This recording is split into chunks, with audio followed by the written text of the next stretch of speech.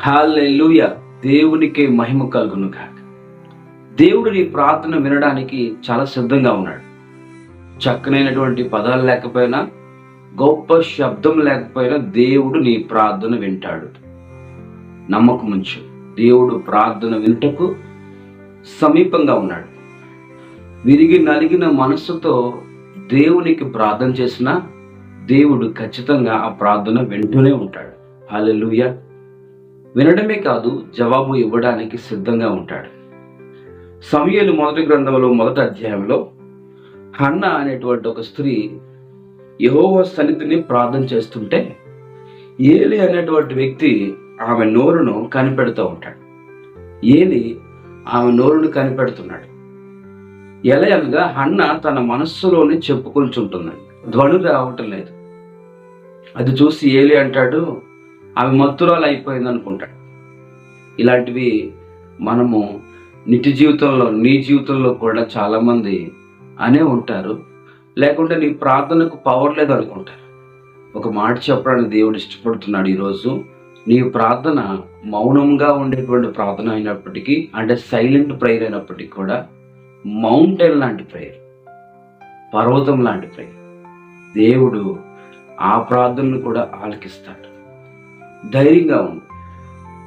ఏలి నోరును కనిపెడితే దేవుడు నీ హృదయాన్ని కనిపెడతాడు. నీ హృదయాన్ని చూస్తాడు. బాహ్య రూపాన్ని చూడగా అంతరంగాన్ని చూస్తాడు. దానిని బట్టే దేవుడు ప్రార్థన యాక్సెప్ట్ చేస్తాడు.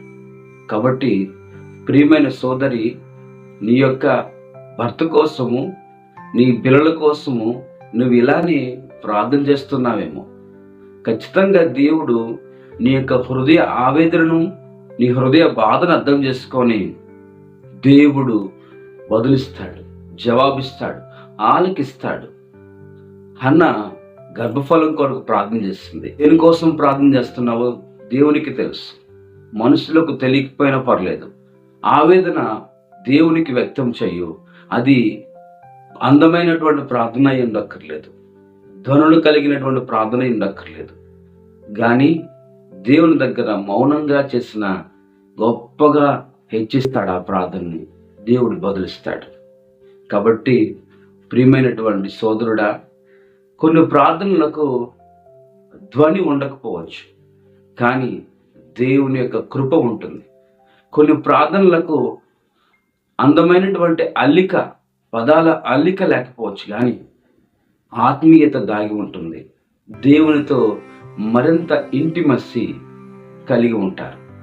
దేవునితో మరింత అనుబంధం కలిగి ఉంటుంది. దేవుడు అలాంటి ప్రార్థనలు కూడా ఆలకిస్తాడు. దేవుని యందు విశ్వాసం ఉంచు. కాబట్టి మనుషులు పెదవులను, నోటిని గమనిస్తే దేవుడు మాత్రము మనసును గమనిస్తాడు. హృదయాన్ని బట్టి రివార్డ్ ఇస్తాడు. దేవునికి మహిమ కలుగును గాక. God be with you. నీ ప్రార్థన ఈరోజు అంగీకరించబడును గాక.